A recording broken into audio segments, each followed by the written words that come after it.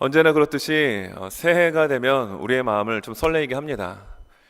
2021년 12월 31일과 2022년 1월 1일은 사실 별 차이가 없어요. 그렇죠? 하루의 차이밖에 없습니다.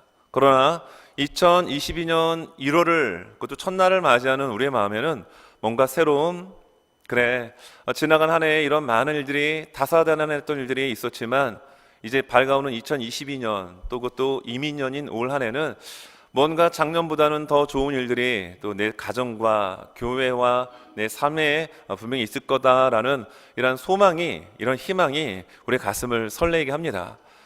그런데 우리가 인생을 살아보신 분들은 아시겠지만 우리가 살아온 인생의 횟수만큼 신년을 맞이합니다.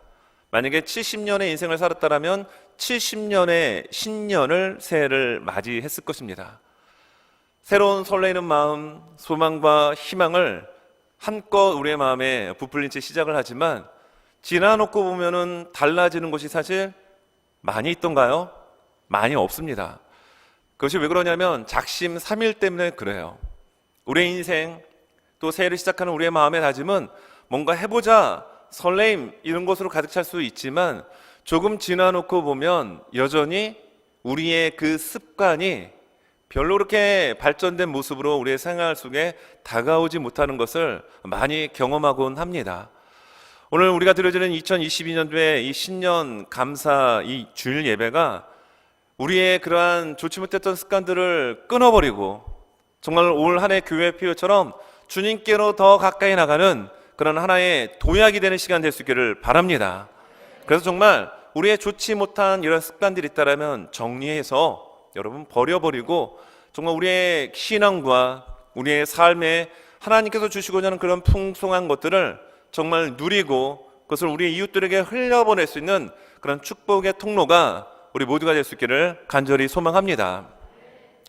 여러분, 습관이라는 것은 어떤 건가요? 계속 반복된 어떤 일들이 계속 지속적으로 이루어지다 보니까 나도 모르게 굳어지는 것, 이것이 습관입니다. 어떤 두 사람이 길을 걷고 있었습니다. 그 장소는 뉴욕의 브로드웨이예요. 번화한 곳입니다. 한 분은 목사님이셨고 한 분은 생물학자였습니다. 많은 사람들이 오고 가는, 그리고 시끌벅적한 도시 한복판을 걷고 있는데 갑자기 이 생물학자 친구가 어디서 귀뚜라미 소리가 안 들리느냐라고 이야기를 합니다. 아니, 그렇게 소란스럽고 사람들로 북적한 그곳에서 어떻게 귀뚜라미 소리를 들을 수가 있었겠어요? 이 목사님 친구는 농담하지 마라, 여기 이렇게 시끄러운데 무슨 귀뚜라미 소리인가? 그런데 이 생물학자 친구가 아니야, 분명히 귀뚜라미 소리가 들리는데? 라고 하면서 귀뚜라미가 나는 소리 쪽으로 걷기 시작합니다. 그런데요, 정말 얼마 못 가서 그곳 가운데 귀뚜라미가 있는 곳을 발견하게 되었습니다. 그렇게 시끄러운 곳에서 어떻게 귀뚜라미 소리를 들을 수 있었을까요? 그 사람의 직업이 생물학자였고 곤충에 대한 관심이 아마도 많이 있었기 때문일 것입니다. 그리고 조금 또 걷기 시작합니다. 이런저런 이야기를 하면서 걷다가 보니까 갑자기 동전이 쨍그랑 하면서 여러 개가 떨어지는 소리가 들리는 거예요. 이때 사람들이, 수십 명의 사람들이 동전 떨어지는 곳으로 바라보더라는 겁니다. 여러분, 이것은 우리가 어떤 것을 알려주고 있는 건가요? 사람들은 자기가 듣고 싶은 것을 듣는다라는 겁니다. 사람들이 많은 도시 한복판 속에서 누가 귀뚜라미 소리에 관심을 가질 수 있을까요? 그러나 많은 사람들의 관심은 여전히 자본주의의 시대에, 자본주의가 정말 팽배한 이 미국에서 살다 보니 동전이 하나가 떨어지는 것이 아니라 수십 개의 동전이 그냥 떨어지는 소리에 여러 명의 사람들이 고개를 돌려 그곳을 주목하게 되더라는 겁니다. 듣고 싶은 것 듣고, 보고 싶은 것 보는 것이 어찌 보면 우리들의 솔직한 모습일 수 있습니다. 여러분, 정말 내가 듣고 싶은 것만 듣다 보면 거기에 굳어져 버린다라는 거예요. 우리가 지금 하나님께 예배를 드리고 있습니다. 예배를 드릴 때 여러분, 하나님의 말씀을 여러분 귀를 열어 잘 들으시길 바랍니다. 네, 하나님의 말씀은 생명이기 때문에 그래요. 그러나 우리가 예배를 드리면서 특별히 저는 앞에서 예배를 인도하죠. 말씀을 전합니다. 제가 앞에서 이렇게 쭉 보다 보면 예배 가운데 정말 눈에서 불빛이 나오는 것처럼 집중해서 듣는 분들이 계십니다. 귀가 이게 무슨 당나귀처럼 이렇게 커지는 건 아니지만 귀를 총긋 세우고 예배에 집중하는 모습을 느낄 수가 있습니다. 그럼 말씀을 전하는 저희 입장에서도 굉장히 이 에너지를 받게 돼요. 힘이 납니다. 근데 하나님의 말씀을 전할 때는 그냥 이렇게 졸다가 무슨 웃기는 얘기, 아니 무슨 예화하면 눈이 번쩍 띄어지고 귀가 번쩍 열리는 이런 경우가 있습니까? 이거 사실 건강한 신앙은 아닙니다. 왜죠? 내가 듣고 싶은 것, 내가 보고 싶은 것만 듣겠다라고 하는 모습을 보여주고 있기 때문에 그래요. 하나님의 말씀이 여러분 선포되는 그 자리에 여러분 우리의 귀와 눈이 번쩍 띄어지길 바랍니다. 그래서 그 생명의 말씀을 끊임없이 공급받아 그 말씀을 우리의 인생의 자양분을 삼아 여러분의 영혼이 살찌워지고 영혼의 근육이 더욱더 튼튼해지는 그런 모습이 여러분 있어야 합니다. 도로가에 운전하고 가다 보면 갑자기 막 삐요 앰뷸런스 소리가 들릴 때가 있죠. 이때 여러분들은 어떻게 하십니까? 보통 길을 좀 이렇게 비켜줍니다. 저는 이제 서부 지역인 캘리포니아 LA에서 좀 생활을 하다가 동부로 왔었죠. 근데 이것은 제가 좀 이렇게 비교해 보면 LA 쪽이 훨씬 더 잘 지켜져요. LA 쪽은 도로가 좀 넓은 편이에요. 그래서 앰뷸런스가 지나가면요, 차들이 갓길로 딱 서가지고 그냥 멈춥니다. 그리고 앰뷸런스가 지나가도록 정말 이 홍해가 열려지는 것처럼 길이 쫙 열려요. 근데 동부 쪽은 이 LA 비해서 좀 도로가 좁아서 그런지는 몰라도 별로 그러한 모습들이 조금 약한 편입니다. 어찌되었든 앰뷸런스가 소리를 내면서 따라오게 되면 길을 비켜줍니다. 여러분 왜 길을 비켜주시나요? 그 안에 위급한 환자가 있기 때문입니다. 생명을 다루기 때문에 내가 아무리 바빠도 길을 비켜줍니다. 여러분 하나님의 말씀은 생명입니다. 이 생명의 말씀이 여러분 증거되어 줄 때 내가 듣고 싶은 것만 듣기 위하여 그때만 잠깐 귀를 열고 눈을 뜨는 것이 아니라 늘 하나님의 생명의 말씀이 내게 공급되어지기에 여러분 정말 온 마음과 정성을 집중해서 여러분 그 말씀을 받아 소화시키는 저와 우리 모두가 되시기를 예수님의 이름으로 축원합니다. 오늘 설교의 제목이 주께로 더 가까이입니다. 올 2022년 한 해 우리 교회가 지향해야 할 하나의 표어이기도 합니다. 여러분 한번 힘차게 한번 따라해 보겠습니다. 주께로 더 가까이. 네, 저는 이렇게 했는데 벌써 이 주먹을 두고 하시는 분들이 많이 계십니다. 자, 오른손 주먹 올리고 한번 외쳐봅니다. 주께로 더 가까이. 아멘입니다. 아멘입니다. 우리가 왜 주께로 더 가까이 가야 합니까? 거기에 생명이 있기 때문에 그렇습니다. 거기에 안식이 있기 때문에 그렇습니다. 그곳에 소망이 있기 때문에 그렇습니다. 은혜가 있기 때문에 그렇습니다. 그러므로 주께로 더 가까이 가는 우리가 되어야 합니다. 그러나 우리가 주께로 더 가까이 가는 데 있어서 우리를 방해하는 세력들이 있다라는 거예요. 오늘 야고보서 4장을 놓고 볼 때 첫째가 바로 우리의 정욕이 우리 그리스도인의 영적인 적임을 우리에게 이야기합니다. 1절에 보면 너희 중에 싸움이 어디로부터 다툼이 어디로부터 나느냐 너희 지체 중에서 싸우는 정욕으로부터 나는 것이 아니냐. 다툼, 시기 이런 관계에 어려운 문제들이 나오는데 이것이 왜 그런 줄 아느냐? 바로 정욕 때문이다라고 이야기합니다. 여러분 정욕은 무엇입니까? 욕망입니다. 내가 무언가를 더 많이 갖고 싶고 나만을 위하고자 하는 마음, 이런 이기적인 마음, 이것이 관계의 문제 그리고 공동체를 깨트린다라고 이야기합니다. 더 나아가서 그리스도인의 영적인 적이 바로 자신만을 위하고자 하는 욕망, 정욕에 있음을 야고보 형제는 우리에게 잘 가르쳐 줍니다. 또 두 번째 그리스도인의 영적인 적이 있습니다.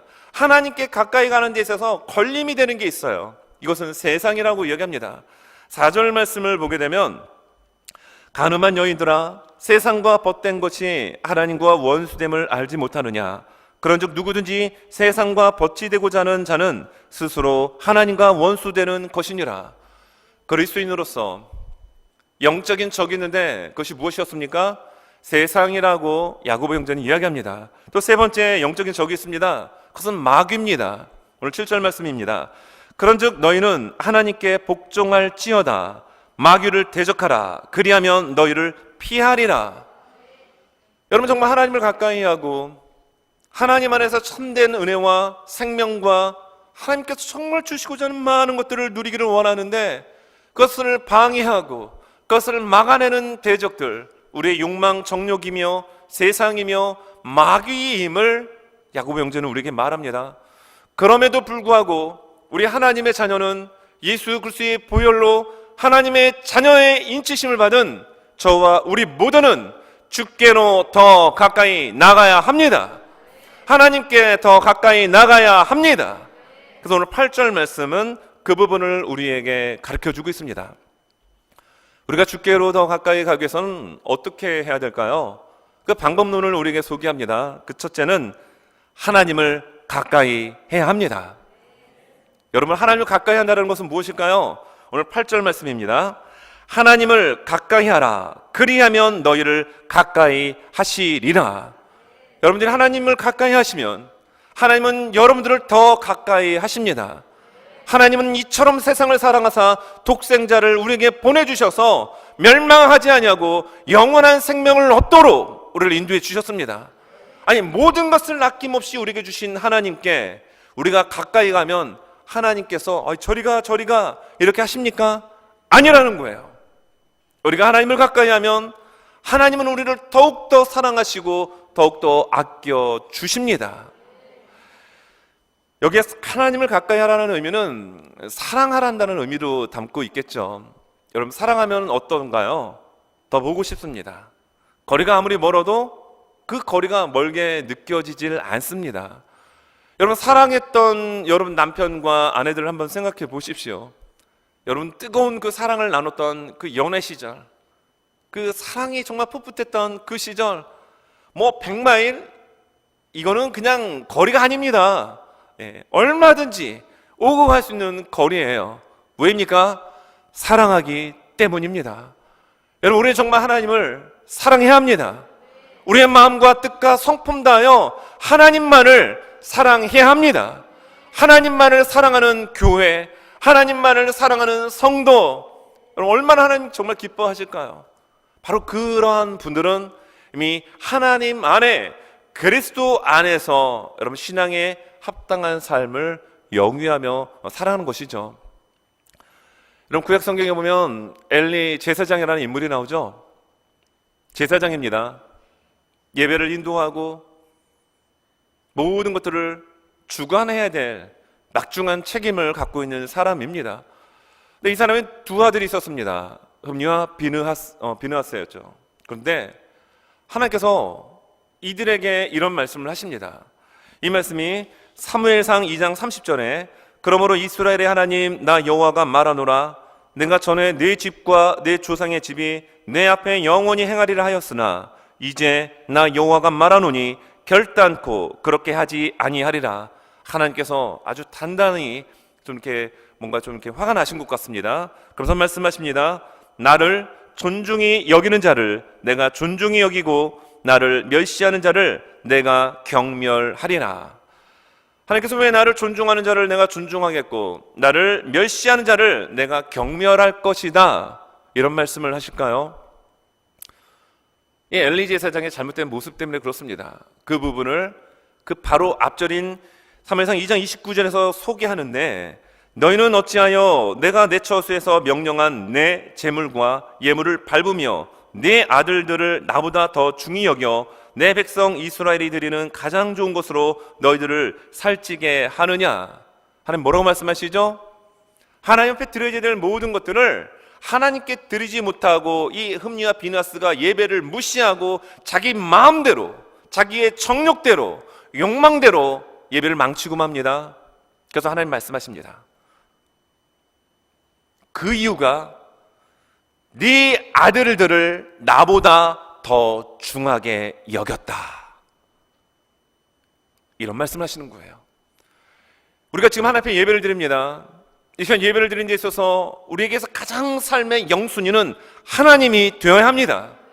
그 어떤 것이 아니라 오직 하나님이 우리의 인생의 최고의 그 꼭지점에, 최고봉에 하나님이 위치하고 있어야 합니다. 오늘 엘리제 세상의 가장 큰 문제는 무엇이었습니까? 하나님보다 아들들, 하나님보다 물질, 하나님보다 사람에 대한 칭찬, 인정, 인기, 이러한 것이 문제가 되었음을 말하고 있는 거예요. 하나님은 우리의 무엇을 받기를 원하실까요? 우리의 마음을 받기를 원하십니다. 그러면 하나님을 가까이 하라는 거예요. 여러분, 욕망과 정욕과 세상과 마귀가 하나님께 가지 못하도록, 주께 더 가까이 가지 못하도록 수많은 유혹거리를 깔아 놓았습니다. 그래서 우리는 정신을 차리지 못하면 실족합니다. 넘어지고 맙니다. 그런 상황 가운데 정말 하나님을 가까이 하라, 내 마음을 다른 곳에 빼앗기지 말고 하나님께 두어라, 나를 위하여 십자가에 피 흘리신 예수 그리스도께 마음을 쏟아 부어라, 이렇게 말씀하고 있습니다. 올해 2022년도 우리 교회가 하나님 앞에 귀하게 쓰임받기를 원합니다. 여러분들의 개인의 삶을 통하여 하나님 정말 심히 보기 좋았더라, 하나님이 심히 기뻐하시는 이 모습들이 우리 사랑하는 모든 성도분들의 삶을 통하여 여러분은 올려질 수 있기를 간절히 소망합니다. 그러려면 어떻게 됩니까? 하나님께 가까이 해야 합니다. 예배를 가까이 하십시오. 말씀을 가까이 하십시오. 기도를 가까이 하십시오. 오늘 찬양대가 올려드렸던 것처럼 사랑의 종소리가 울리는 그 모습을 여러분 하나님께 올려드리는 우리 모두가 되어야 합니다. 그때 하나님의 놀라운 역사가 반드시 여러분 일어나게 되죠. 성경을 보게 되면 하나님을 가까이 하라는 말씀을 너무 많이 기록을 해주고 있습니다.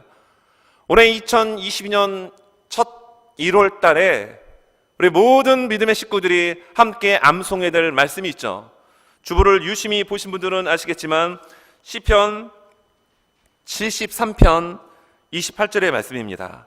하나님께 가까이함이 내게 복이나. 아멘입니다. 한번 이 말씀 같이 한번 읽겠습니다. 시작. 하나님께 가까이함이 내게 복이라. 내가 주 여호와를 나의 피난처로 삼아 주의 모든 행적을 전파하리이다. 아멘.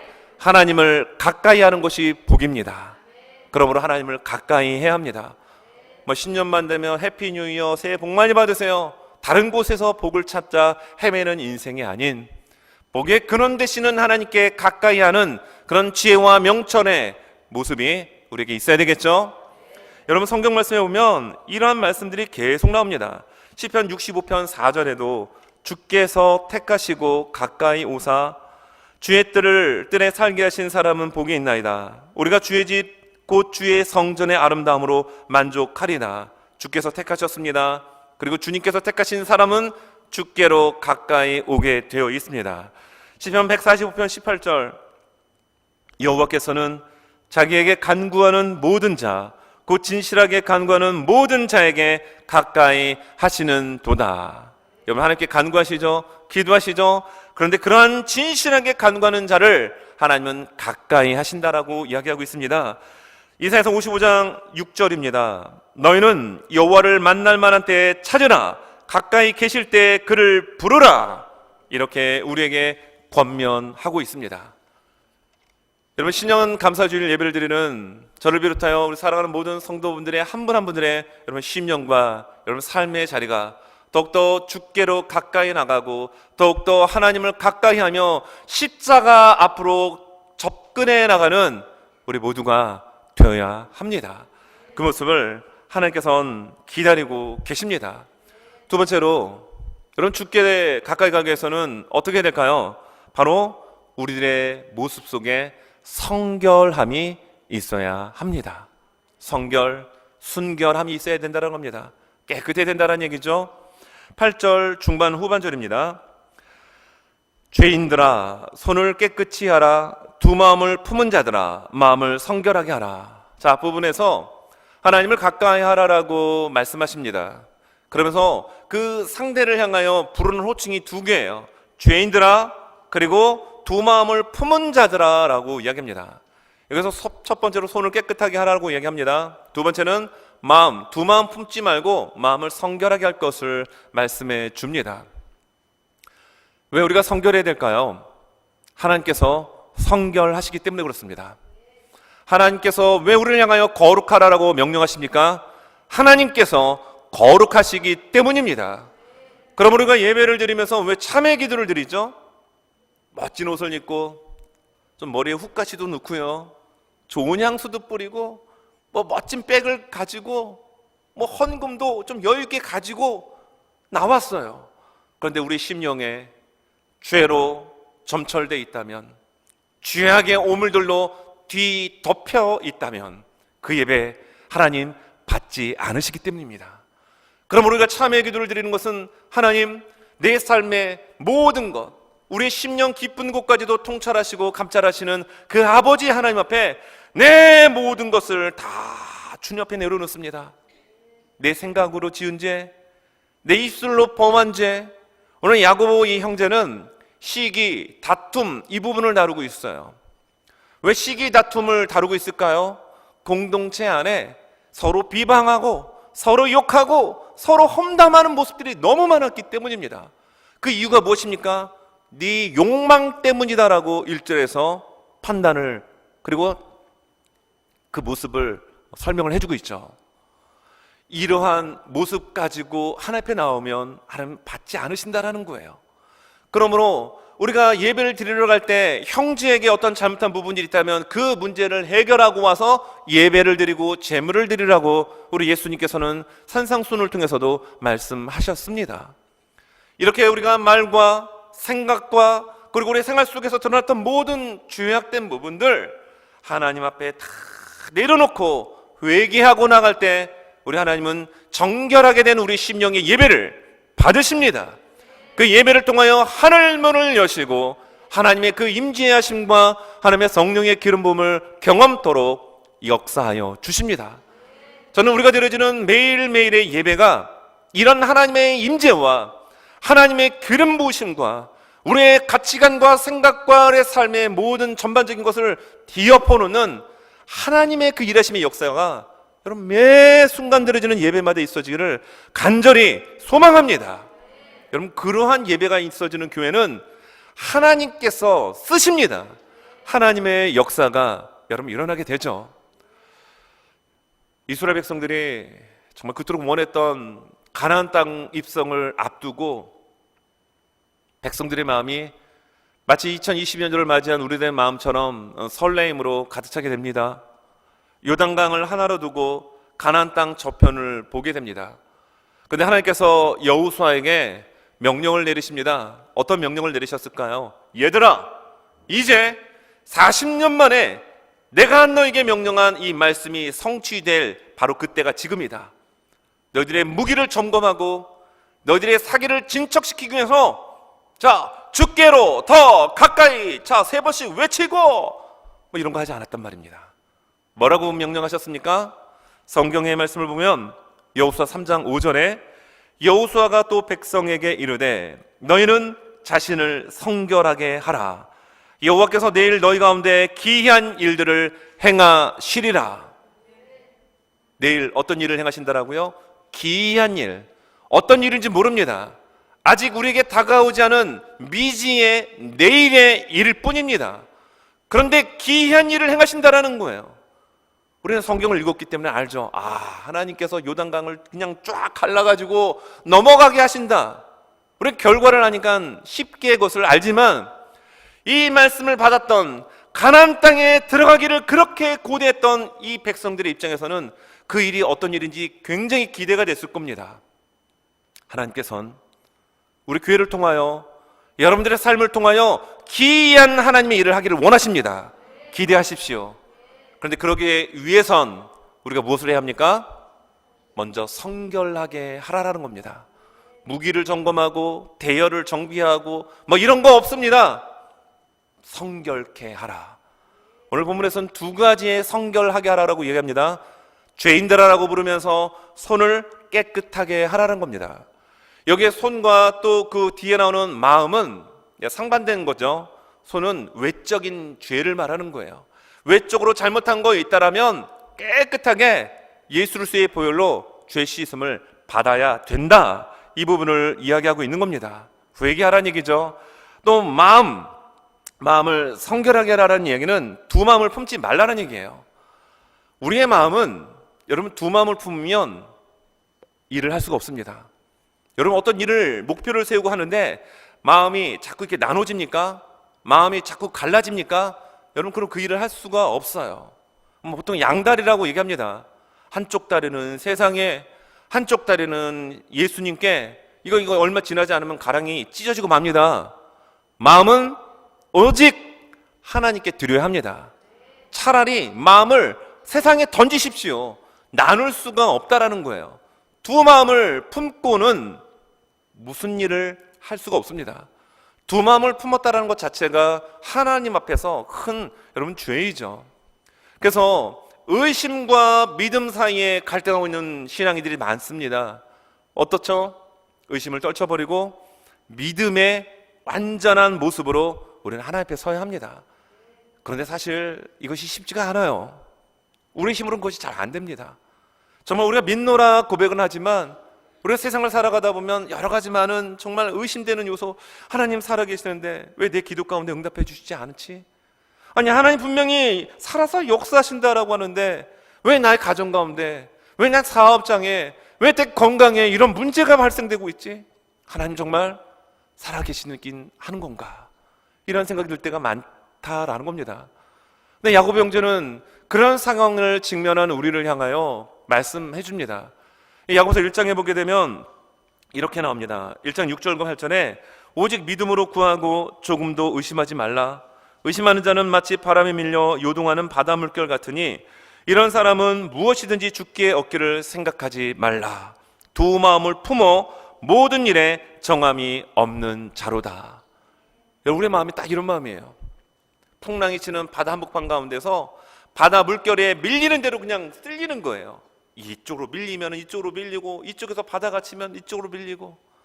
그러나 주께로 더 가까이 나가기로 다짐하는 우리들에게 오늘 8절의 말씀처럼 하나님께 가까이 하기로 다짐하고 결단한 우리들의 마음 가운데는 의심은 떠나가고 온전한 믿음으로 주님만 바라보고 푯대를 향하여 달려나가는 그런 하나님의 귀한 자녀의 모습이 우리에게 여러분 있어야 되지 않을까요? 이런 모습 올 한 해 우리 교회 공동체와 우리 모든 믿음의 식구들 가운데 넘쳐날 수 있기를 예수님의 이름으로 축원합니다. 여러분, 세 번째입니다. 보통 두 번째로 끝나게 되는데 오늘 세 번째 말씀을 좀 전하려고 해요. 삶의 태도를 바꿔야 된다는 겁니다. 주께로 더 가까이 가는 거 구호만 외친다고 되지 않습니다. 다짐만 한다고 되지 않습니다. 우리의 삶의 태도를 바꾸어질 때, 바뀔 때 우리는 주님께 더 가까이 나가는 인생이 됩니다. 자, 오늘 9절과 10절의 말씀인데 이렇게 나옵니다. 슬퍼하며 애통하며 울지어다. 너희 웃음을 애통으로, 너희 즐거움을 근심으로 바꿀지어다. 주 앞에서 낮추라. 그리하면 주께서 너희를 높이시리라. 여기에 나오는 말씀처럼 슬퍼하며 애통하며 울라라고 얘기합니다. 그리고 웃음을 애통으로, 너희 즐거움을 근심으로 바꾸어라. 삶의 태도 이제는 바꿔야 된다. 바꿀 때가 됐다. 하나님의 말씀이죠. 여러분, 중세시대는 실제로 이 수도원에 들어간 분들은 이 말씀을 문자적으로 해석을 해버려가지고요, 웃으면 큰일 났습니다. 아니, 웃지 말고 웃음을 웃지 말고 애통하라라고 얘기했는데 감히 웃어? 그래서 수도원에서 정말 쫓아낸 일들이 여러분 다반사였다라는 거예요.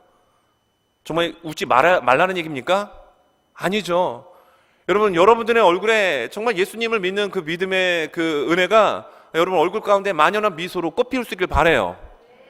예, 한번 옆에 분들 얼굴 한번 바라보십시오. 예, 마스크로 얼굴을 볼 수는 없지만 어떻죠? 눈매가 선하죠? 아름답죠? 네, 이쪽 동네만 아멘 하니까 예, 선한 분들, 아름다운 분들 이쪽만 계신가요? 제가 볼 땐 다 아름답습니다. 예. 마음껏 웃어야 합니다. 근데 왜 웃지 말라라고 얘기하죠? 실제로 웃지 말라는 얘기가 아니라 우리의 죄악상을 발견하고 하나님 앞에 회개하고 예수 그리스도의 십자가 앞에 무릎 꿇고 눈물을 흘리라는 겁니다. 그리하면 하나님의 회복의 은혜가 있을 것을 이야기하는 겁니다. 태도의 변화를 얘기하는 거예요. 알미 아닙니다. 여러분, 1톤의 생각만 갖고 있으면 뭐래요? 1g의 행동이 우리의 삶을 변화시킵니다. 그걸 말해주고 있는 겁니다. 태도의 변화. 그리고 더 나아가서 10절에서는 겸손에 대한 부분을 이야기하고 있어요. 겸손은 하나님을 가까이 하는 자, 하나님을 의지하는 자, 하나님의 말씀을 믿고 살아가는 자의 여러분 모습으로 나타납니다. 하지만 교만은 어떨까요? 하나님과는 거리를 두고 살아가는 자, 하나님과는 상관없이 살아가는 자의 모습 속에서는 교만한 모습이 나옵니다. 우리 교회 공동체 안에 여러분 겸손한 모습이 많아지길 바랍니다. 서로를 배려하고 서로를 용납하고 서로를 세워줄 수 있는 이런 아름다운 모습, 정말 아름다운 사랑의 종소리가 여러분의 교회 공동체 안에 참 많이 이렇게 울려 퍼져 나갈 수 있기를 간절히 소망해 봅니다. 말씀을 정리합니다. 올 한해 여러분 주께 더 가까이 나가는 우리 모두가 되어야 합니다. 그러기 위해서는 하나님을 가까이 하십시오. 그리고 우리의 성결한 삶을 살아야 합니다. 외적인 그리고 우리의 내적인 우리 심령의 정결함을 위하여 주님 앞에 더 가까이 나가고 주의 말씀을 붙들고 주님의 십자가 앞에 기도하며 정말 하나님의 도우심을 간절히 갈구하는 그런 모습이 우리 안에 여러분 있어야 합니다. 여러분 우리의 태도의 변화의 모습이 있어야 되겠죠. 이 태도의 모습의 변화는 어떤 우리의 반응의 이런 속도를 또 말해주고 있습니다. 묵상의 글에 올린 글입니다. 제가 한번 읽어드리겠습니다. 화학 반응에서 중요한 것은 얼마나 빨리 반응이 일어나냐는 것입니다. 순식간에 일어나는 반응도 있지만 어떤 반응은 수백 년도 걸립니다. 금속마다 열 전도율이 달라 쇠 젓가락보다 은 젓가락이 열을 훨씬 더 빨리 전달하듯이 같은 화학 반응이라도 어떤 물질이 반응하냐에 따라 반응 속도는 완전히 달라집니다. 반응 조건에 따라서도 속도가 달라집니다. 신앙에서도 믿음 못지않게 중요한 건 믿음의 반응 속도입니다. 이런 믿음이 있다 하더라도 그 믿음에 따라 얼만큼 빨리 태도를 전환하느냐, 얼마나 빨리 순종하느냐, 얼마나 빨리 주의 말씀에 복종하느냐에 따라 우리의 삶이 달라집니다. 이 반응의 속도가 중요하다는 거예요. 하나님 은혜를 누리는 것은 하나님을 믿는 믿음에 비례합니다. 하지만 그 은혜를 얼마나 빨리 누리느냐는 믿음의 반응 속도에 달렸습니다. 은혜를 즉각적으로 누리는 사람이 있는가 하면 어떤 사람은 말년이 다 돼서야 겨우 누릴 수도 있습니다. 아브라함은 독자 이삭을 번제로 바치라는 하나님의 명령을 들은 바로 다음 날 아침 일찍 모리아산을 향해 출발했습니다. 이 때문에 하나님 은혜를 3일 만에 누렸습니다. 기한 없던 명령의 반응 속도가 오래 걸렸다면 은혜를 누리는데도 몇 년이 걸렸을지 모릅니다. 조금이라도 더 빨리 믿음의 말씀에 반응한다면 그만큼 더 빠르고 많은 은혜를 누릴 것입니다. 여러분, 하나님은 우리에게 정말 많은 은혜를 내려주시기 원합니다. 오늘 말씀은 아니지만 앞부분에도 은혜에 대한 부분을 크신 은혜를 다루고 있습니다. 그 크신 은혜를 하나님은 누구에게 내려주실까요? 믿음의 반응 속도가 빠른 사람에게 부어주실 것입니다. 저는 바라기를 오늘 이 아침에 주님 앞에 신년 감사주일 예배를 드리는 모든 한 분 한 분들의 믿음이 이렇게 주의 말씀 가운데 하나님을 가까이 하라 할 때 믿음의 반응 속도를 빨리 보일 수 있기를 바랍니다.